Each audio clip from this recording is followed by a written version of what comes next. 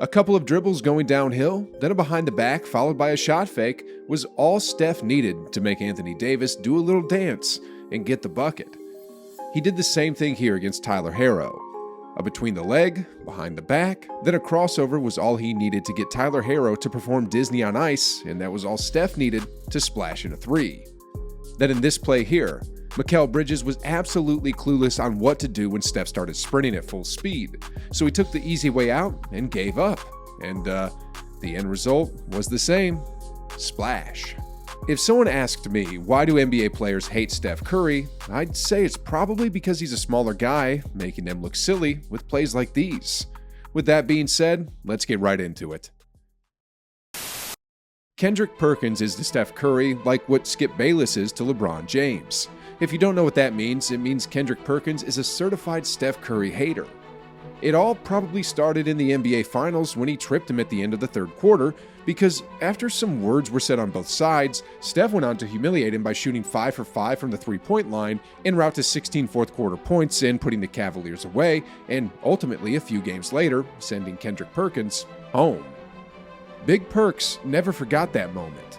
I mean, years later, in 2022, when his co-anchor was asked how many championships Steph would win in the next 4 years, he was like, "To be honest with you, I don't see the Golden State Warriors bringing home another championship." And as if that wasn't enough disrespect, he added even more salt by doing, "Sit on first take. You and Dominique Foxworth are going to sit on." Anyway, guys, come Game 6 of last season's finals, Perk ran his mouth and took a shot at Steph yet again by saying, I don't even expect this game to even be close. Boston is going to win this game in great fashion because, listen, you think you were mad when Kyrie Irving stumped on Lucky. Just imagine if he's getting drowned in champagne, okay? That is something you do not want. Boston is winning. Steph Curry has no effect. I don't expect nothing out of Steph. I remember hearing him say this on live television and was thinking to myself, does this guy even believe the words coming out of his own mouth? Anyways, as we all know, his outrageous takes didn't last that long, because Steph went night-night on the Celtics with 34, 6, and 7 in Game 6 to bag his 4th chip and his first Finals MVP to zip up Perk's big mouth for good. Perk eventually sent out an apology tweet for disrespecting Steph, but see, the words were already said, and Draymond called him out for it. You got fools like Kendrick Perkins come dressing like a clown, come up here in a gel suit, and then you lead the game early tonight. Stand on your word, brother. Man, Draymond just buried Big Perk right there. Anyway, now aside from Perkins, there are other players turned analysis trashing Steph in the media, and one of them is Tracy McGrady. I mean, 6 years ago, T-Mac was asked about his opinion on Steph becoming the first ever unanimous MVP in league history, and his response was this. It just tells you how watered down our league is. So, if I'm not mistaken, T-Mac just said that Steph didn't have any competition in 2016, and that's why he went unanimous. Sheesh, guys. That's some serious hating going on there, if you ask me.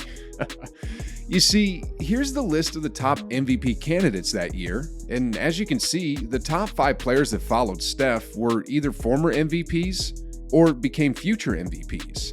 Not to mention the fact that all these players were considered top 75 players all time, with multiple All-Star and All-NBA selections under their names. Unlike T-Mac, who never even gotten past a first-round playoff series. Anyways, moving on here. If there's one guy who truly hates Steph's guts when it comes to basketball, then it has to be CP3. I really can't blame the guy though, because first, Steph literally broke his ankles and plugged him into the Matrix with this play.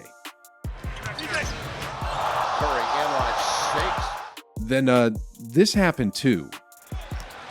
Curry, all pretty fake, pulls up.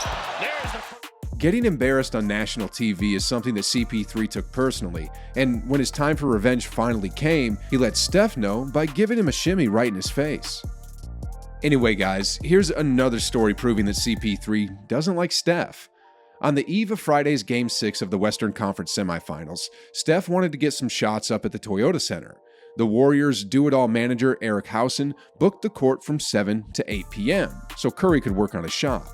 Somehow, Rockets guard Chris Paul got wind. He decided to go to Toyota Center to get some shots up, nixing Curry's reservations.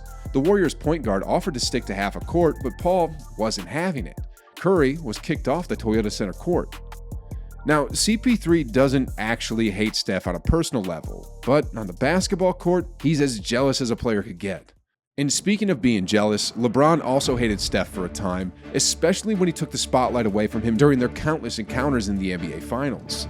Out of the 4 matchups with Steph in the finals, LeBron just won 1 against him, and after battling him year after year, the animosity between the two became apparent. And this is the play where LeBron really started hating Steph for real. Then fast forward to Game 1 of the 2018 Finals, LeBron and the Cavs had a chance to win the game in regulation if it weren't for J.R. Smith's infamous play. 6 on the 24, Curry on the drive, scoop layup. Now, in the final seconds of overtime, the game was basically over and Steph just went for a layup. But right after LeBron blocks his shot, things suddenly become heated between the two, and this happened. And these two just talking, going back and forth. Thompson.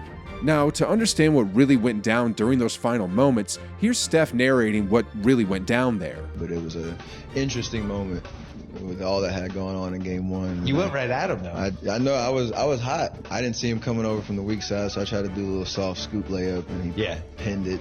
But then he stared you down. Then he stared me down, and he said something to me. And I was like, that's what we really on right now? Like, we're about to win, and you really worried about me blocking my shot and talking trash? And the whole Tristan and Draymond thing happened. I went back up to him. I was like, yo, what's up? Like, is this really what we about right now? Like, he's like, I got to do that and make sure that my teammates know I'm a mentor, and that's like part of his leadership and that type of deal. And I was like, I don't want to be the sacrificial man for your leadership. Like, come on, man, that's messed up. LeBron was just frustrated that he couldn't consistently beat Steph in the finals, and that's why he just talked smack to him instead. And since we're talking about trash talking, there's no better guy on this field than Dennis Rodman. Just like the legion of Curry haters, the Worm also had some harsh words to the chef, starting with his take that the present-day Warriors wouldn't stand a chance against his 96 Bulls. Now, after his wild take, Rodman also let Steph know that he doesn't like what he's doing in the NBA right now. It's just very hard to watch, because once you play the game the way we played it, intensity, just competitiveness, but now it's more like, I don't want to watch the players coming down shooting 50-footers. That's not basketball. Then, later on, he totally disrespected Steph yet again by saying that he's not even the best player in the Dubs lineup. You know what? Steph Curry has taken a step back. I always say one thing. That one player is the player right there that makes that team. Who is that player? Thompson. That kid right there is good. What I'm saying is that Klay Thompson makes that team. Everybody's always worried about Curry. I know Curry's dad and all that bull, but Klay Thompson makes that team. It ain't Green, it ain't Steph. No, it's Klay Thompson.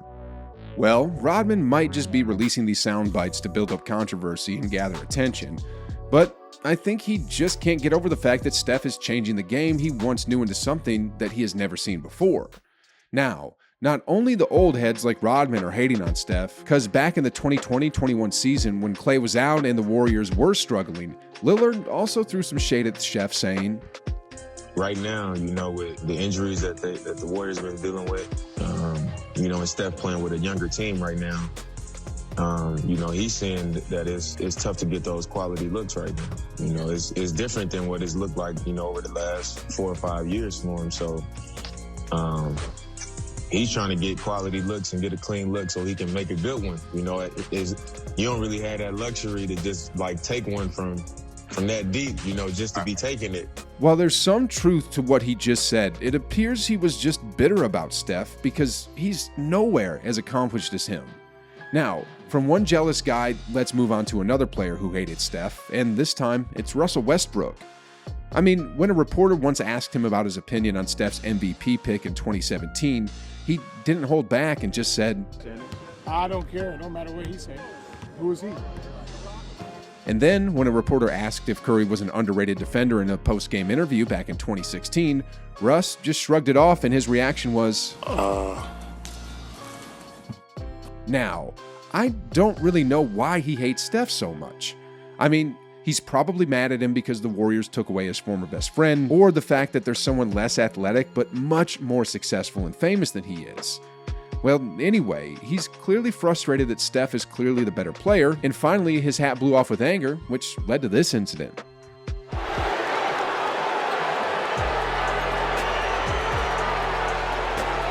But see, Steph on the other hand was just pretty chill about it, and he just responded by doing this, like it's not a big deal. Look at this, look at this. Wow, we know who won that scrum.